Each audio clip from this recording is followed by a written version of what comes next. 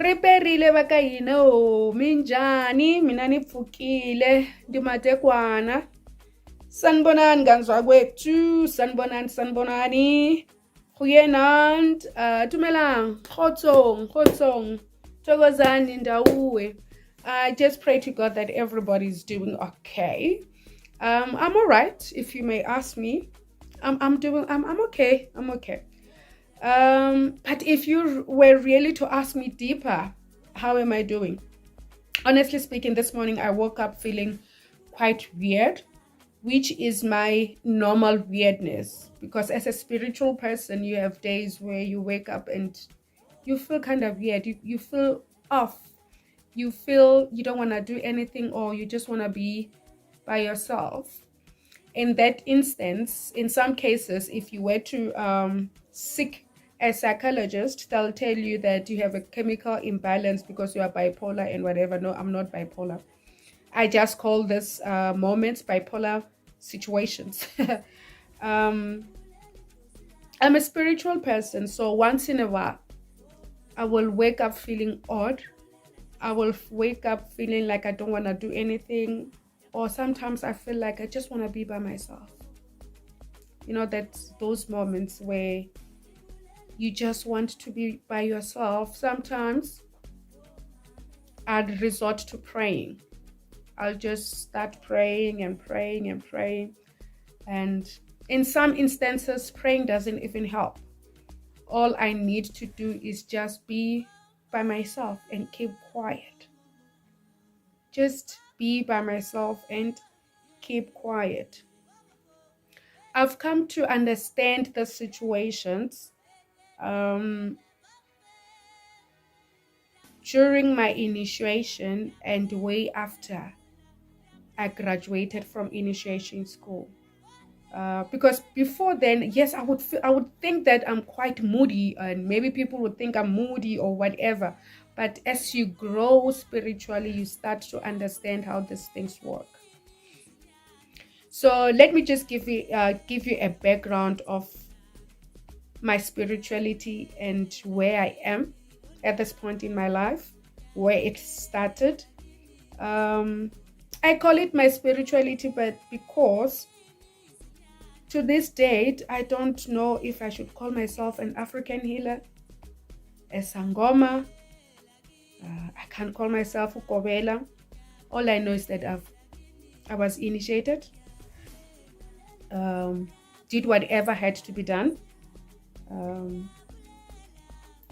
passed with straight A's. I don't know. But yeah, I did whatever needed to be done for me to complete the whole program, so to speak. So let me take you back to my history as to how this all started and when I found out about this process that I needed to take. Honestly speaking, I would say I knew from a very early age. I knew from a very early age that there was something about me, but I didn't know it was related to Bungoma. I just thought I had that third eye or that sixth sense that people will call it. I remember growing up, I would say things and they would happen, or I would dream things and they would happen, but I didn't understand. For me, it didn't bother at me as such. And sometimes I would go to places or meet certain people and I'll be like, but I think I saw this person somewhere, or I think I've been here before, those instances. Well, fast forward later on, those things kind of stopped. Went on with my life, got married, kids, and all that stuff. And then things started to happen again. I started to have visions. I started to have dreams and all that stuff. To a point where at some point I had to see my current bishop. I've been with him forever, with the same bishop, same church till today. Big ups to him. He's a very, very good person. He helped me out a lot. Yeah, I went to church. They tried to help me and all that stuff, went on with my life. Things got back together, life went on until at some point where things went really, really, really bad. Things were really bad.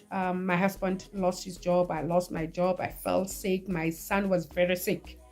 Very sick. Every now and then, my son was sick to a point where, at some point in my life, I had to even leave my job because my son was very sick.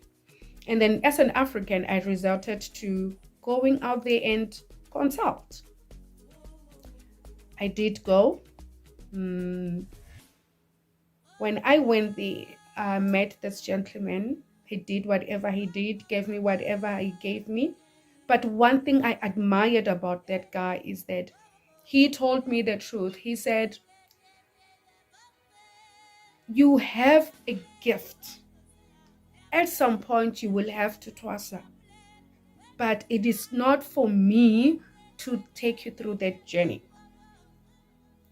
And I think looking at it now, looking back, right, I'm grateful to that guy because I know a lot of people who had to go through initiation just because they went to consult and somebody said, no, well, now you need to twasa. This is where you belong. That's why you're here. And then, choops, you go into initiation school. No, he didn't do that. He told me that in time, the right people, your ancestors, will come and guide you. In the meantime, please do 1, 2, 3. Fast forward, I went on with my life. Those things that were not working out in my life started to kind of patch up. They patch up. Got a job. My life started getting back together, But as they say, you can run, but you can hide. You can run, but you can't hide. I think a year or 2 years after I had consulted with the gentleman, I had a dream. And then my uncle came. He was like, girl, it's time. It's time you go and do 1, 2, 3. This is the house that you need to go to. And believe you me, the following morning when I woke up, I was like, yay! Was that a dream or was he talking to me? Because I know that house very well. I knew that house very well. I used to play at that house growing up. We used to play mascount, what you can now call, but again, drum majorettes. Yeah, it's a drum majorettes. Mascount. I used to play there with the kids and all that stuff because it's around my grandmother's home where I grew up. Well, good enough. I woke up, told my mom about that dream. My mom was like, yo, Wena, let's go to that place because it's not far away from my mom's home, my grandmother's place. We went there. When we got there, the Kobela told me, we've been waiting for you. Our daughter, whom I won't mention her name here, did confirm that in her dream, she was also shown me coming to consult because of this. Okay. I was happy because I had a dream. They also had a dream. So no one is fooling anyone. As much as I was scared, but I just needed some kind of assurance, Well, then we went there. We did whatever we had to do, discussed everything in full and everything. And I was like, okay, I'll come back. In my head, I'm thinking, okay, now that I went there and told them, when I'm reading the Dovuya, thinking, because my ancestors showed me where I must go, Twasa, thinking that now that I've acknowledged you in my life, let's just move on with life. We shall see, Went on with my life. And I won't lie to you, after acknowledging and going to the Gobela and accepting my calling, or I can say accepting or telling them whatever, things started to change. I could breathe. I felt lighter. The dreams were not as bad as they used to. Things were starting to work out even more, But like I said, you can run, but you can't hide. I think a year after, or a year and a half after, something tragic happened. That's when I realized that, yo, girl, it is time. No one asked me. When something happens, something bad happens, and my friends were there when that thing happened. And I remember one of my friends was like, yo, Iwena, because I had a stock fellow, a gathering with my friends. I remember one of my friends actually saying, Arikwaya Fet, the way you are so calm, you are scaring me, because they know me. I'm very hyper. I can be so temperamental.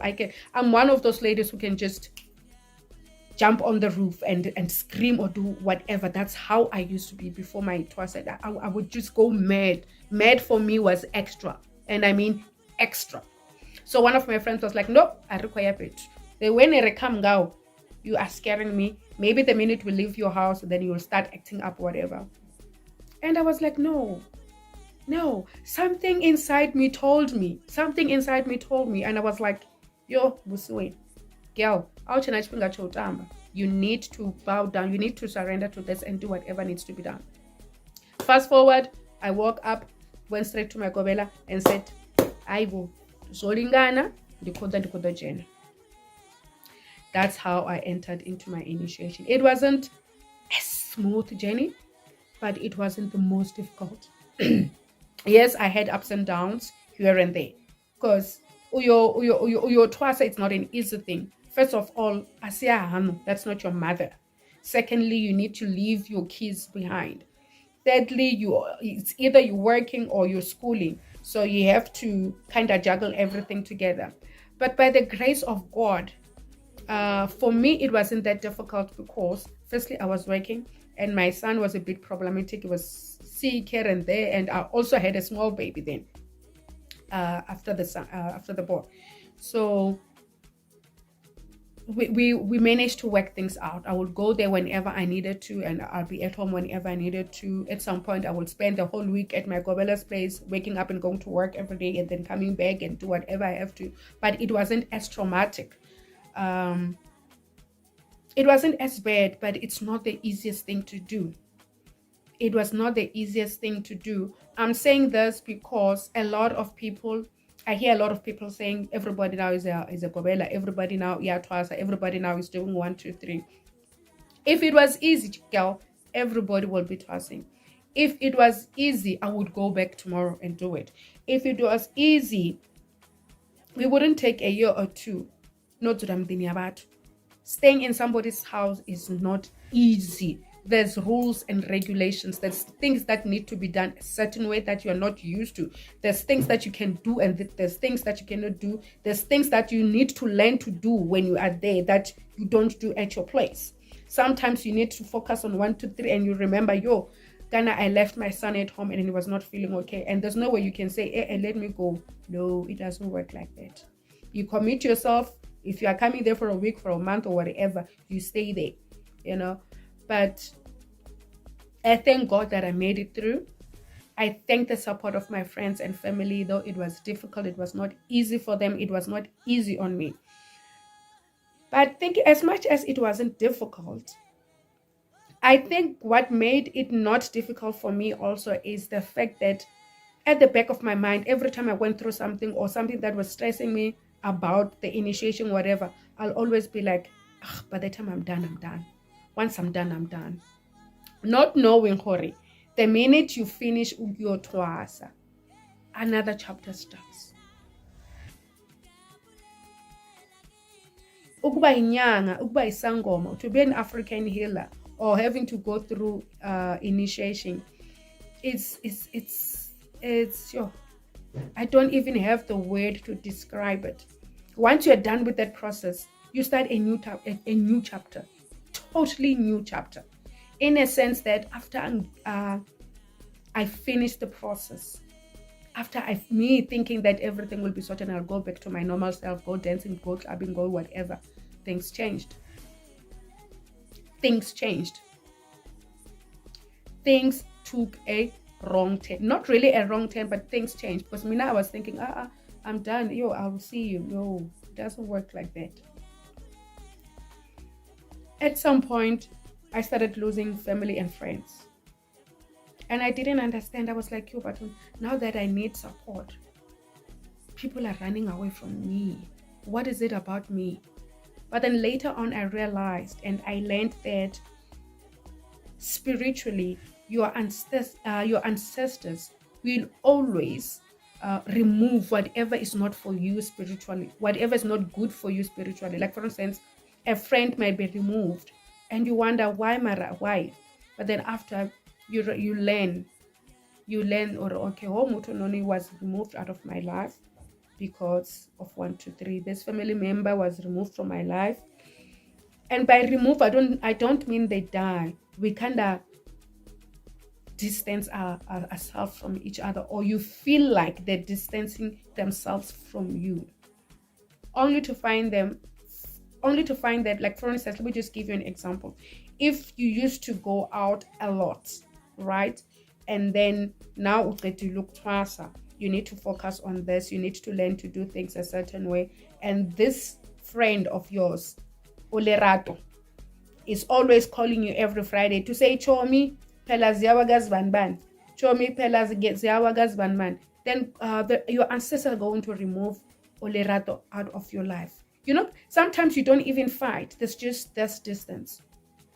Or with a family member, for instance, maybe the family member doesn't believe in such things, or maybe a family member or relative. When I say family member, I don't mean immediate. Family is cousin, uncle, uncle of uncle, uncle of cousin of whoever.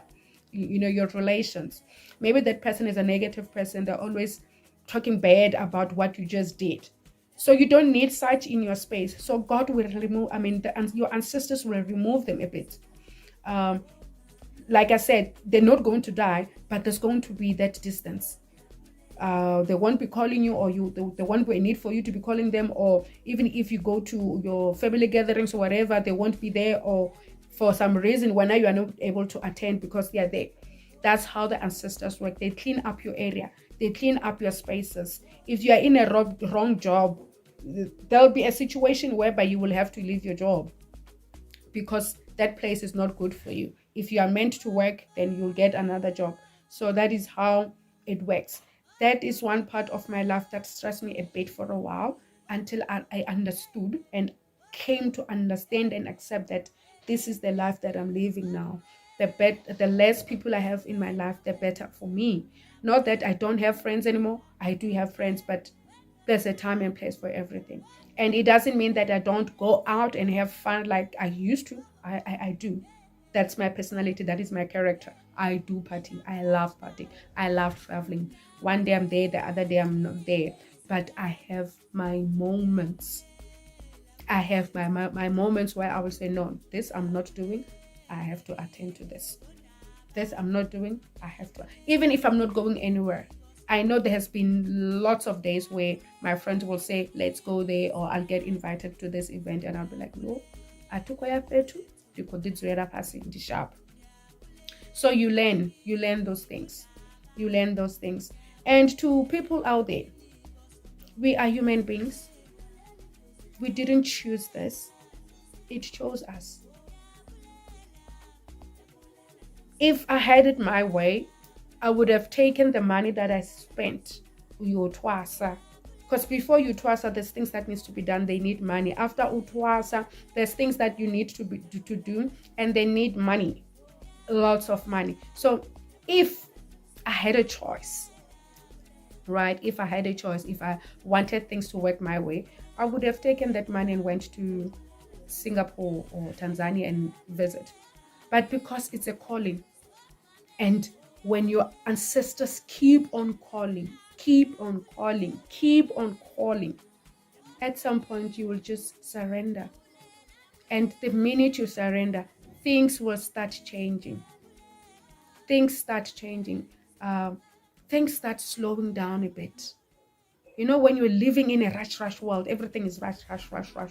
But once you accept and acknowledge them and welcome them in your space, you then start finding your fit. Things fall into place. So guys, I don't go choose. I know there's people who say some people choose this, or some people are doing this so that they can do nasty things and bewitching people. Unfortunately, or fortunately for some of us, that's not what we were trained to do. That is not what our ancestors called us to do. So it's not all of us. Give us a break. When you see me, don't start thinking of lightnings and snakes or whatever. No, I wasn't trained to do such. And to those people out there who are intolerant of us, who would say nasty things like, no, I believe in or I don't believe in this slaughtering of things and whatever, I go to church and whatever, or I won't come to your function because I know you're going to slaughter or nikotopahla. My question to you is, how many parties have you been to? How many weddings have you been to? How many birthday parties for a 1-year-old have you been to? It's countless, isn't it? The reason I'm asking is there's a reason why on an invitation it states their time 2:00. You know why they state that time? It's because in the morning when they wake up, there's things that they need to do, or there's things that they perform that you don't know about. Batho bayavuwa ngamatsheloni baphahla, batho bayavuwa ngamatsheloni baya mabidani bayoita zwine vha khou ita zwone mabidani vha vhuya, batho bayashera snefi fhasi vha ita zwine vha khou ita zwone vha fhedza before you come in. People do whatever needs to be done according to their culture or family tradition. They phahla. They do whatever they need to do before 2:00, before you come in. And then when you come in at 2, dressed up and say, no, when I'll party, I was hambile zinto, when I sintota how and whatever. But when you get there, do you know what was communicated to that cow? Which we can now call it beef that you're having on your plate. Do you know what was communicated to that chicken that you're eating? Do you know why it was slaughtered? Do you know why they chose that day for a birthday party? You don't know. There's always a reason behind some ceremonies. There's always a reason behind why people choose certain dates to have their birthdays and whatever. And then when you come in holier than thou and saying, no, Mina, I don't believe in this. I'm not forcing you to believe in it, but I'm just saying, people, let's educate ourselves. Let's not be. If you don't understand, ask. If you ask and you still don't understand and you feel you don't want to be part of it, but ask yourself also this question as to how many parties have you been to? That's my question. Just something to think about. I'm not saying everybody that invites you to your place, they slaughter in the morning or via pashanga machuro. No, I'm not saying that. Don't quote me wrong. I'm not saying they do that. But I'm saying in most cases, that's what happens. In most cases, that's what happens. People slaughter or do whatever they need to do a night before the actual wedding. And when now you say you don't believe in it, but then you still go to weddings. What happened between the two families before you saw the makoti and the kwanyane the following day? Do they just slaughter and give you nyong? No, something had to be done. And you come in the following day and you have a feast, you eat, you enjoy. So today I just thought, let me just give you a background of who I am and where I stand. And by the way, I do go to church. I'm at church every Sunday. I'm a prophetess for that matter. So just because Mtwasile doesn't mean I don't believe in God. That's just because Mtwasile doesn't make me less of a human being. Just because Ndotwasa or I'm an African healer or whatever you want to call me doesn't make me less of a person. After all, the Bible says, love one another and don't judge. Don't judge people because of what they believe in.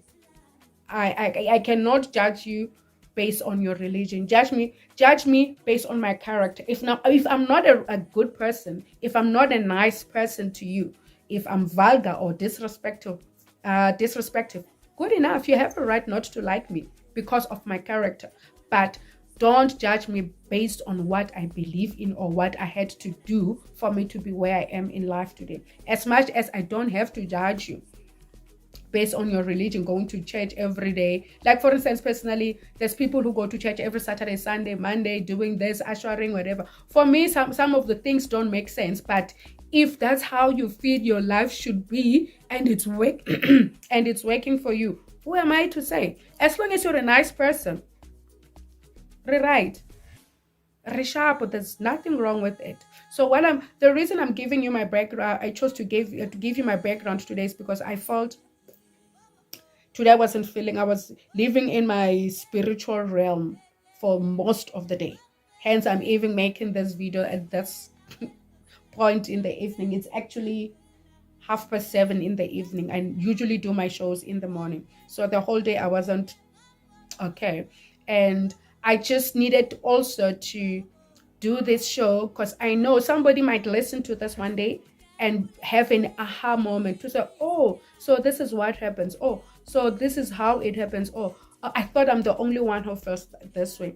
Because guys, it is not easy to be an African healer. It is not easy to uyotwasa.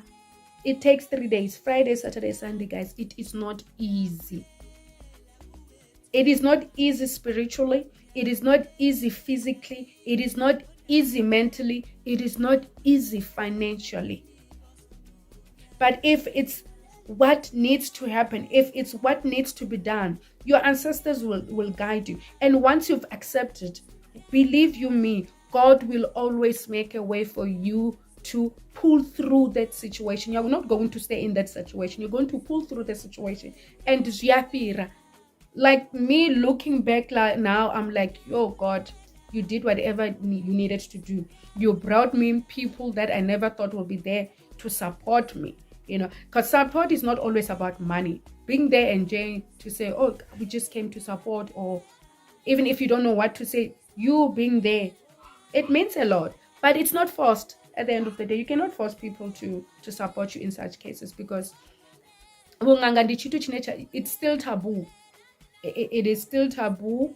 But yeah, I'm still me. I'm still my crazy self. I'm still my loving self. I'm still my bipolar self. I'm still that friend of yours that I used to be before. Since that here and there I've changed. I do things differently. There's places I cannot go to sometimes. There's places that I need to go to that I normally wouldn't go to, because that's the life that I live.